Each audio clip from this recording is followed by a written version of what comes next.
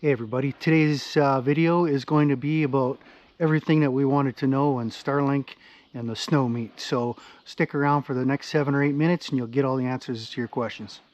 Looks like about a ½ inch of snow on there right now.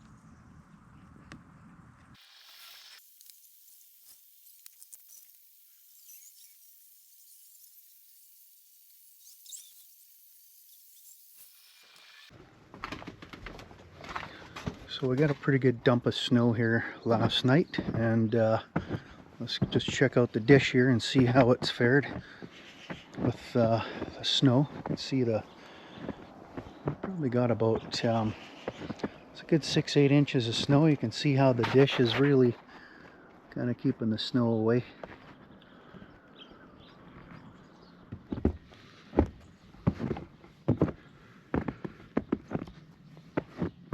Okay, so for our test number 3, it's about -4 outside, and so we got more snow from yesterday. I'm just going to measure roughly here. We've got about almost 2 inches of snow on the dish, and we're going to see how long it takes for that to melt off of there, and we're going to check our signal strength, and we're going to see just how long that takes to melt, as well as the wattage required to do that snow melt. Okay, so we're going to plug in the Starlink here. You can see it outside. The power draw's at 47 right now. We still got the full 2 inches of snow on there, which means that the signal is definitely able to see through that just about 2 inches of snow. So this thing is still booting up, but we'll try doing some stuff here in a minute. It's online. And what else can we check here? Our speed test, we're on the slow speed plan here, so that's oops, I want the iPhone to internet start. Okay, so I think it's about 0.6 is what it's up and down.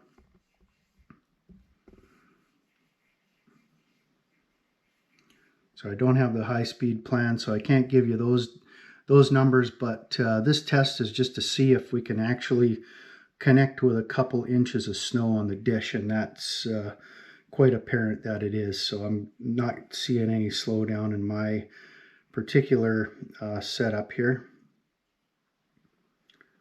So what will be interesting is to see what the actual power draw ends up. And just to make sure we got our snow mode on. Where the heck is that thing at? Snow melt is set to preheat, so keep warm to better resist snow buildup, and this option may increase power consumption. Okay, so I think that's going to be the one that's going to draw the most power, and that's what we want to see, how much power this thing is drawing at its highest top. So right now it's actually only drawing 43 watts, which is surprisingly low. We'll see if that gets going more, and I'll check back with you here in a bit. So it's been about 20 minutes. You can see it is definitely melting, but you can see the advantage of having your dish off the ground, right? I'm wondering if I had it right off the ground, if this thing would just slide right off. So let's just mimic this and see if we can get it to see if it would slide off at that angle.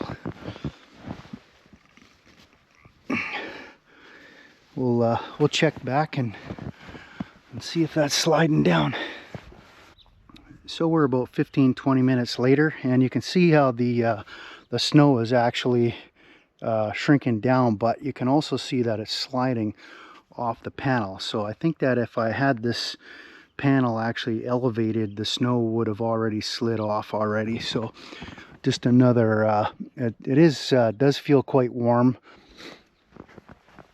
So here you can see the dish is pretty much all melted off. It's coming off at a pretty good rate. The power draws 120 watts, so that's pretty significant if you're boondocking and whatnot. So definitely something to keep in mind if you're using the snow mode in automatic. I would suggest that if you are boondocking and are concerned about power, you turn that off and just brush the snow off from time to time. And here we got another 15 minutes. It's still drawing power of 104 watts, so it's still sensing that it's cold and snow out here. Might be good if you're plugged into shore power, but if you are boondocking, you know, you're drawing 4 times the requirements here just to melt snow, so keep that in mind. Okay, so we have about 1 inch of snow on the dish here, and this is what we're going to call the slide test. So let's turn it back on and see if this snow will slide off of the panel once it gets heated up.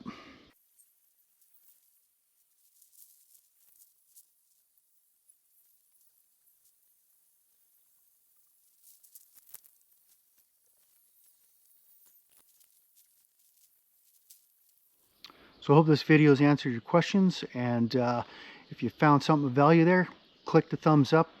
Please consider subscribing and check out my other Starlink videos. You might find those very informative as well. See you at the next one.